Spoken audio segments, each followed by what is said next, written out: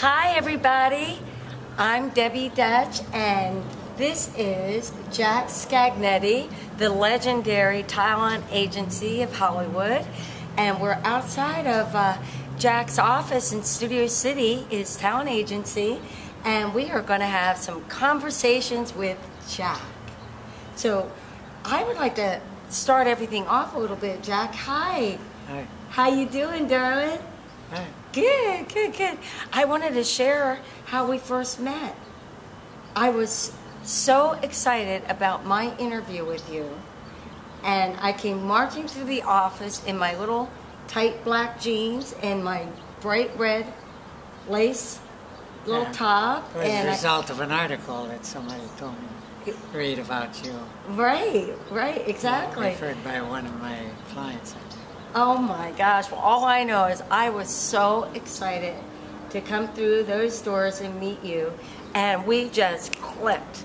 And it had to be at least 15 years now that we've been together. You are one of the greatest agents, and well, we'll talk about some of the parts that you've gotten me later on, but right now, I've always wanted to hear just a little bit about how you got started in the business, how you came to Hollywood, and how you became the legendary Jack Scagnetti.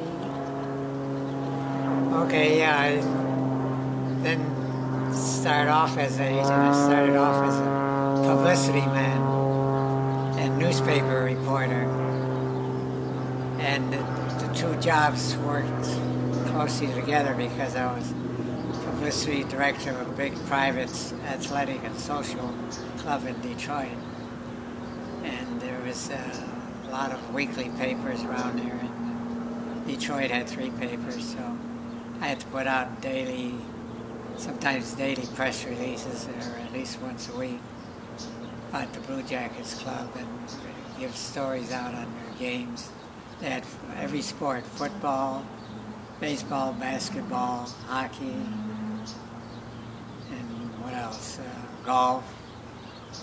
Anyway, all the major sports had it pretty much covered. It was amateur and sort of what they call semi-pro. And some of our actors went on to the big leagues. We had Leo Cristani went with the Philadelphia Phillies and Detroit Tigers. We had Al Seacott that was with the New York Yankees. They started off with our club. So that gave us a lot of prestige. And as I say, it wasn't only baseball. We had semi-pro football teams, basketball, and just about all the sports, even the kids' hockey team. And we tied in with the Detroit Red Wings, practice at their ice. So the agency grew pretty fast. That was back in the 50s.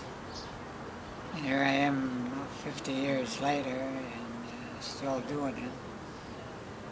Sort of got away from being a newspaper reporter. I had also written books at the same time as I was doing the publicity. I wrote 15 books, including biographies of Clark Gable, Shirley Temple, Laurel and Hardy.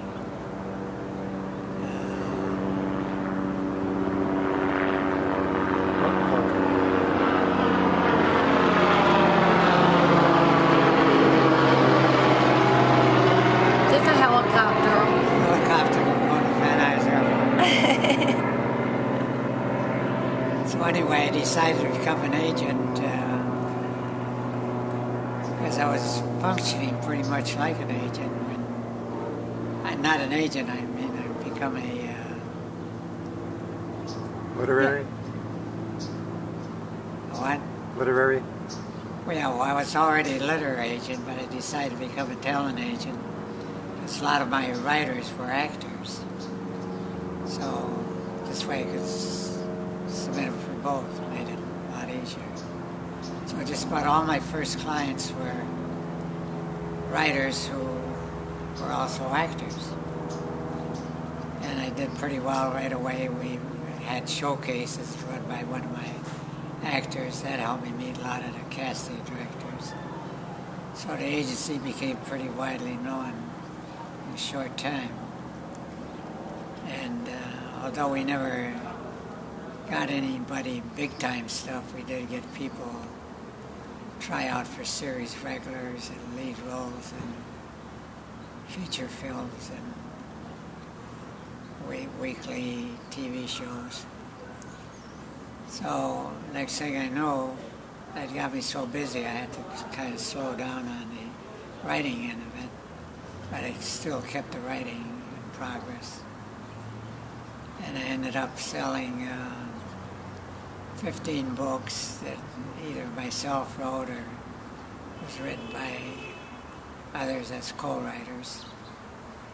And they were a combination of mostly non-fiction, covering a wide variety of subjects, movies, like I did a biography of Clark Gable, Laurel and Hardy, Shirley Temple. Did a book called Cars of the Stars, Movie Stars in Bathtubs. So it was interesting work and became my full-time job, which I got a separate office. I had been working out of my home until then, in North Hollywood, which is close to all the studios. And what else did you want to know? Oh, wow. My gosh. Yeah. I mean, so the industry back in those days was a lot different than it is today, isn't it, Jack? Yeah. I mean, back in those days, Yeah, you this can was really early get to 80s. know, like, the casting directors a little bit more and create, like, a relationship at your office. They would Yeah, call now you. it had gotten real big. We had over 100 agents.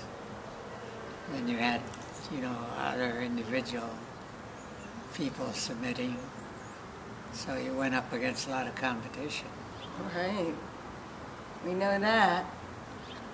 But you created like relationships with the studios, because I know, like, when I first came on board with you, I was so honored to be part of the agency. You shared with me about your relationship with such big producers as Martin Bregman, Universal Studios. Yeah, all the major studios, they got to know me pretty well from me making personal deliveries. So, and I have sort of a distinctive voice on the phone. Oh, you sure do. Usually I just call, and before I can even give my name, and say, "Yeah, Jack, what do you want?" So I got to know all of them pretty well. That's right. So I spend most of my days running around to the studios. So I got to know where everything was. I've probably been in just about every office in those studios. So that helped a lot in business, being familiar with it. Yeah, and there was no computers back in those days. Yeah, right. Or the internet submission. You had to go the old-fashioned way, Yeah, the hard headshot. copies. Yeah, headshot, resume. The hard copy, right. Yeah. And I know, even with the auditions that I've gone on through you, the casting directors still want to have that picture right in their hands, even though so much is done anymore with the internet, as we all know. I still like to meet people in person, see the actual photograph. That's right, and feel their energy and have that, well, in my case, heart-to-heart connection with, what's going on. I mean, I really feel as an actress that's really important. All right, so it looks like Craig's back there directing us. Craig, your handsome, wonderful son is giving us a direction to. They were running out of time. Okay, so this is our first show. Congratulations, John. We're going to save some of the exciting details and stories for our next episode of Conversations with Jack Scagnetti. Okay.